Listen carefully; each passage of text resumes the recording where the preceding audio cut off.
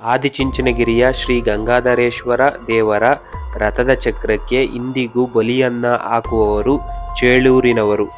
ಆದಿಚುಂಚನಗಿರಿಯಲ್ಲಿರುವ ಚೇಳೂರು ಕಂಬದಲ್ಲಿ ಹತ್ತಿಸಿದ ದೀಪ ಚೇಳೂರು ಕಲ್ಯಾಣಿಯಲ್ಲಿ ಪ್ರಚಲಿಸುತ್ತದೆ ಎಂಬ ನಂಬಿಕೆ ಇದೆ. ಚೇಳೂರಿಗೂ ಮತ್ತು ಚುಂಚನಗಿರಿಗೂ ಇರುವ ಸಂಬಂಧದ ಬಗ್ಗೆ ಚೇಳೂರಿನಲ್ಲಿ ಒಂದು ಜಾನಪದ ಗೀತೆ ಪ್ರಚಲಿತದಲ್ಲಿದೆ. ಆರ ಮೇಲೆ ಅಂದಾನಿ ಗಿರಿ ಮೇಲೆ ಬೈರುವ, ಕೋಡುಗಲ್ಲಿನ ಮೇಲೆ ಗವಿಸಿದ್ದ ಕೂತ್ಕೊಂಡು, ಚೋಳೂರಿಗೋಲೆ ಬರೆದವನೇ, ಚೋಳೂರಿಗೋಲೆ ಏನೆಂದು ಬರೆದವನೇ, ಚೋಳೂರಿಗೋಲೆ ಏನೆಂದು ಬರೆದೋನು, ಬಿದರೆ ಚೋಳರ ದೊರೆ ಮಗ ಬರುವಲ್ದೆ ಭೈರವನ ತೇರು ಅರಿಯಾದು, ಬಿದರೆ ಚೋಳರ ದೊರೆ ಮಗ ಬರುವಲ್ದೆ ಭೈರವನ ತೇರು ಅರಿಯಾದು. ಈ ಪದವನ್ನು ಚೇಳೂರು ಸೀಮೆಯಲ್ಲಿ ಕೋಲು ಮೇಳದ ಕಲಾವಿದರು ವ್ಯಾಪಕವಾಗಿ ಆಡುತ್ತಾರೆ. ಇದೇ ಮಾದರಿಯಲ್ಲಿ ಚೇಳೂರಿಗೂ ಆದಿಚುಂಚನಗಿರಿಗೂ ಇರುವ ಸಂಬಂಧ ಕುರಿತು ಹಾಡುಗಳು ಮಂಡ್ಯ ಜಿಲ್ಲೆಯ ಬೆಳ್ಳೂರು, ನಾಗಮಂಗಲ, ಆದಿಚುಂಚನಗಿರಿಯ ಪರಿಸರದಲ್ಲಿ ಹಾಡುತ್ತಾರೆ. ಯಾವುದೇ ಒಂದು ಜನಪದ ಗೀತೆ ರಚನೆಯಾಗಿದೆ ಎಂದರೆ ಅದಕ್ಕೆ ಒಂದು ಕಾರಣವಿರುತ್ತದೆ. ಚೇಳೂರು ಮತ್ತು ಬಿದಿರೆ ಸೀಮೆಯ ಯಾವುದೋ ಕಾಲದಲ್ಲಿ ಪಾಳೆಗಾರರು ಅಥವಾ ಈ ಸೀಮೆಯ ಗೌಡರು ಆದಿಚುಂಚನಗಿರಿ ದೇವಾಲಯಕ್ಕೆ ನೀಡಿದ ದಾನದಿಂದಲೋ ಅಥವಾ ಮಾಡಿದ ಸೇವೆಯಿಂದಲೋ ಇಂದಿಗೂ ಈ ಜಾನಪದ ಗೀತೆ ಪ್ರಚಲಿತದಲ್ಲಿದೆ. ಚೇಳೂರು ಗುಬ್ಬಿ ತಾಲೂಕಿನ ಒಂದು ಐತಿಹಾಸಿಕ ಗ್ರಾಮ. ಹೊಯ್ಸಳರ ಕಾಲದ ಶಾಸನಗಳಲ್ಲಿ ಈ ಊರಿನ ಉಲ್ಲೇಖ ಸಿಗುತ್ತದೆ. ನಂತರ ವಿಜಯನಗರ ಕಾಲದ ಶಾಸನಗಳಲ್ಲಿಯೂ ಚೇಳೂರಿನ ಹೆಸರು ಕಾಣಸಿಗುತ್ತದೆ. ಚೇಳೂರಿನಲ್ಲಿ ಹಲವಾರು ಶತಮಾನಗಳಷ್ಟು ಹಳೆಯ ದೇವಾಲಯಗಳು ಕಂಡುಬರುತ್ತವೆ. ಇವು ಚೇಳೂರಿನ ಇತಿಹಾಸವನ್ನು ಸಾರಲು ದೃಢವಾಗಿ ನಿಂತಿವೆ. ಜಗತ್ತಿಗೆ ಪ್ರಳಯವಾಗುವ ಮುನ್ಸೂಚಕಗಳು ಚೇಳೂರಿನಲ್ಲಿ ಇವೆ.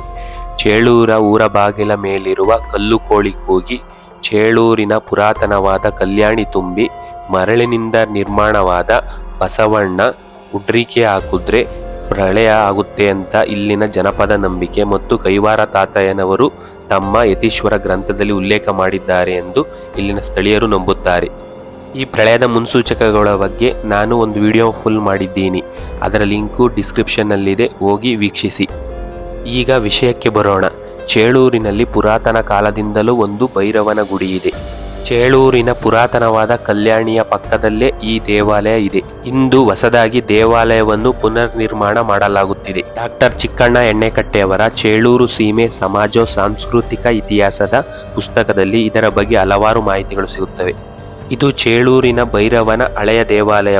ವಿಜಯನಗರ ಅರಸರ ಕಾಲದ ವಾಸ್ತುಶೈಲಿಯನ್ನು ಇದು ಹೋಲುತ್ತಿತ್ತು ಎಂದು ಹೇಳಲಾಗುತ್ತದೆ. ಇಂದು ದೇವಾಲಯವನ್ನು ಪುನರ್ ನಿರ್ಮಾಣ ಮಾಡುತ್ತಿರುವುದರಿಂದ ಭೈರವನ ಮೂರ್ತಿಯನ್ನು ನೀರಿನಲ್ಲಿ ಇಟ್ಟಿದ್ದಾರೆ ಎಂದು ಸ್ಥಳೀಯರು ನನಗೆ ಹೇಳಿದರು.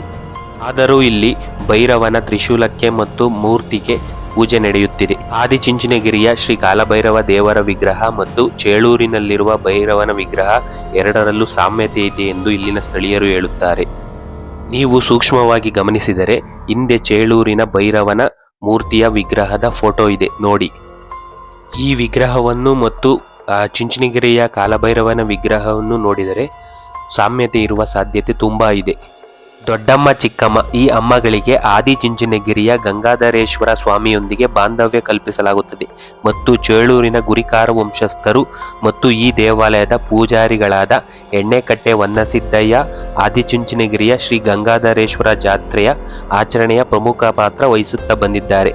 ಜಾತ್ರೆಯ ರಥೋತ್ಸವದಂದು ತೇರಿಗೆ ಬಾನದ ಅನ್ನ ಅರ್ಪಣೆ ಅಂದರೆ ಬಲಿಯನ್ನದ ಅರ್ಪಣೆ ಜವಾಬ್ದಾರಿ ಈ ವಂಶಸ್ಥರಿಗಿದೆ. ಜಾತ್ರೆಯ ಕಾಲಕ್ಕೆ ಈ ದೊಡ್ಡಮ್ಮ ಚಿಕ್ಕಮ್ಮ ದೇವಾಲಯದಿಂದ ಕಳಸ ಮತ್ತು ಇಲ್ಲಿನ ಭೈರವ ಗುಡಿಯಿಂದ ತ್ರಿಶೂಲ ಮೆರವಣಿಗೆಯ ಮೂಲಕ ಚೇಳೂರಿನಿಂದ ಆದಿಚುಂಚನಗಿರಿಗೆ ತೆರಳಿ ರಥದ ಮೇಲೆ ಗಂಗಾಧರೇಶ್ವರ ದೇವರ ಪಾದದ ಬಳಿ ಚೇಳೂರಿನಿಂದ ತಂದ ತ್ರಿಶೂಲವನ್ನು ಇಡಲಾಗುತ್ತದೆ ಎಂದು ಹೇಳಲಾಗುತ್ತದೆ. ಆದಿಚುಂಚನಗಿರಿಯ ಮೇಲಿರುವ ಬೆಟ್ಟದ ಮೇಲೆ ಒಂದು ಚೇಳೂರು ಕಂಬ ಅಂತ ಇದೆ.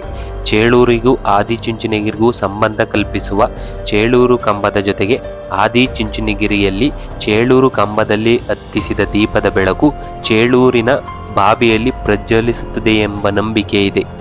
ಸಂಜೆ ಆ ದೀಪವನ್ನು ನೋಡಿಕೊಂಡೇ ತಮ್ಮ ಮನೆಗಳಲ್ಲಿ ದೇವರ ದೀಪ ಬೆಳಗಿಸುವ ಕಾರ್ಯ ನಡೆಸುವುದು ಒಂದು ವಿಧಿಬದ್ಧ ಆಚರಣೆ ಎಂಬ ನಂಬಿಕೆ ಚೇಳೂರಿನ ಪರಿಸರದಲ್ಲಿದೆ.